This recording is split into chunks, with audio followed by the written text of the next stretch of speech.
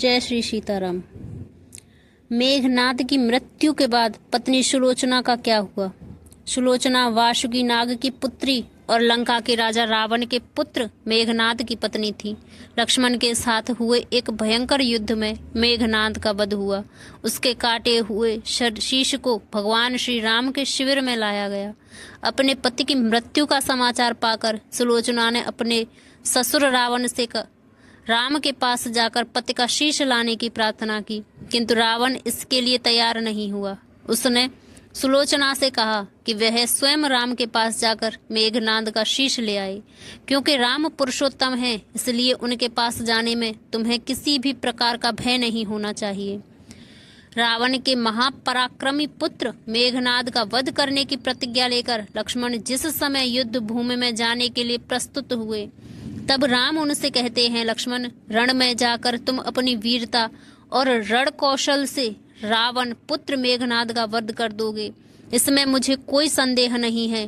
परंतु एक बात का विशेष ध्यान रखना कि मेघनाद का मस्तक भूमि पर कदापि नहीं गिरना चाहिए, क्योंकि मेघनाद एक नारी व्रत का पालक है और उसकी पत्नी परम पतिव्रता है। ऐसी साध्वी के पति का मस्तक अगर पृथ्वी पर गिर पड़ा तो हमारी समस्त सेना का ध्वंस हो जाएगा और युद्ध में विजय की आशा त्याग देनी पड़ेगी। लक्ष्मण अपनी सेना लेकर चल पड़े। समर भूमि में उन्होंने वैसा ही किया। युद्ध में अपने बाणों से उन्होंने मेघनाद का मस्तक उतार लिया, पर उसे पृथ्वी पर नहीं गिरने दिया। हनुमान उस मस्तक को रघुनंदन के पास ले आए। मेघनाद की दाहिनी भुजा आकाश में उड़ती हुई उसकी पत्नी सुलोचना के पास जाकर गिरी। सुलोचना चकित हो गई। दूसरे ही क्षण अत्यंत दुख से कातर होकर विलाप करने लगी, पर उसने भुजा को स्पर्श नहीं किया। उसने सोचा, संभव है यह भुजा किसी अन्य व्यक्ति की हो। ऐसी दशा में पर पुरुष के स्पर्श का दोष मुझे लगेगा। निर्णय करने के लिए उसने भुजा से कहा, यदि तुम मेरे स्वामी की भुजा है तो मेरे पतिव्रत की शक्ति से युद्ध का सारा वृतांत लिख दे। भुजा ने दासी से लेखनी पकड़ा दी। लेखनी ने लिख दिया, प्राण प्रिय, यह भुजा मेरी ही है। युद्ध भूमि में श्री राम के भाई लक्ष्मण से मेरा युद्ध हुआ। लक्ष्मण ने कई वर्षों से पत्नी अन्न निद्रा छोड़ रखी है। वे तेजस्वी तथा समस्त देवी गुणों से संपन्न है। संग्राम में उनके साथ मेरी एक नहीं चली। अंत में उन्हीं के बाणों से विद्ध होने से मेरा प्राणांत हो गया। मेरा शीश श्री राम के पास है। पति की भुजा लिखित पंक्तियां पढ़ते ही सुलोचना व्याकुल हो गई।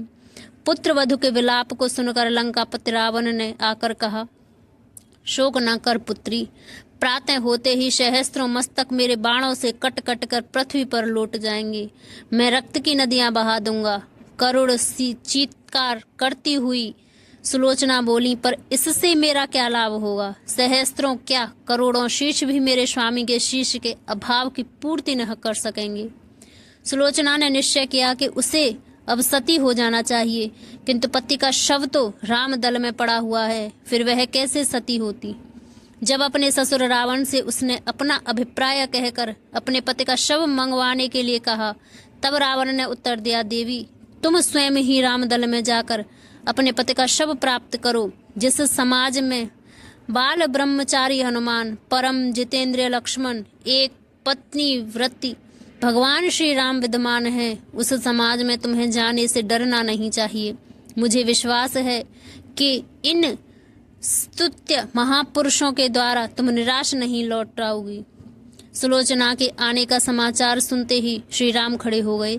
स्वयं चलकर सुलोचना के पास आए और बोले, देवी, तुम्हारे पति विश्व के अत्यंत योद्धा और पराक्रमी थे।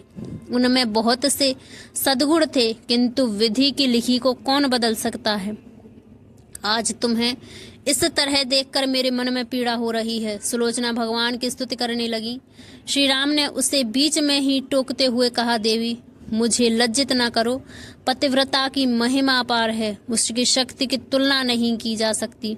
मैं जानता हूँ तुम परम सती हो। तुम्हारे सातित्व से विश्व भी थर्राता है, क्योंकि मैं तुम्हारी किस प्रकार सहायता कर सकता हूँ। सुलोचना ने अश्रुपूरित नयनों से प्रभु की ओर देखा और बोली, हे राघवेंद्र, मैं सत्य होने के लिए अपने पति का मस्तक लेने के लिए यहाँ आई हूँ। श्री राम ने शीघ्र ही सम्मान मेघनाद का शीश मंगवाया, सुलोचना को दे दिया। पति का छिन्न शीश देखते ही सुलोचना का हृदय अत्यधिक द्रवित हो गया। उसकी आंखें बड़े जोरों से बरसने लगीं। रोते रोते उसने पास खड़े लक्ष्मण की ओर देखा और कहा, सुमित्रा नंदन, तुम भूल कर भी गर्व मत करना कि इनका वध आपने किया है। मेरे स्वामी को धराशायी करने की शक्ति विश्व में किसी के पास नहीं थी। यह तो 2 पतिव्रता नारियों का भाग्य था। आपकी पत्नी भी पतिव्रता है, मैं भी पति चरणों में अनुरक्ति रखने वाली उनकी अनन्य उपासिका हूँ, पर दुर्भाग्य से मेरे पति एक पतिव्रता नारी का अपहरण करने वाले पिता का अन्न खाते थे और उन्हीं के लिए युद्ध में उतरे थे। इसी से मेरे जीवन धन परलोक सिधारे। सभी योद्धा सुलोचना को राम शिविर में देखकर चकित थे। वे यह नहीं समझ पा रहे थे कि सुलोचना को यह कैसे पता चला कि उसके पति का शीश भगवान राम के पास है। जिज्ञासा शांत करने के लिए सुग्रीव ने पूछ ही लिया कि यह बात तुम्हें कैसे ज्ञात हुई कि मेघनाद का शीश श्री राम के शिविर में है। सुलोचना ने स्पष्टता से बात बता दिया। मेरे पति की भुजा युद्ध भूमि से उड़ती हुई मेरे पास चली गई थी, उसी ने लिखकर मुझे बता दिया।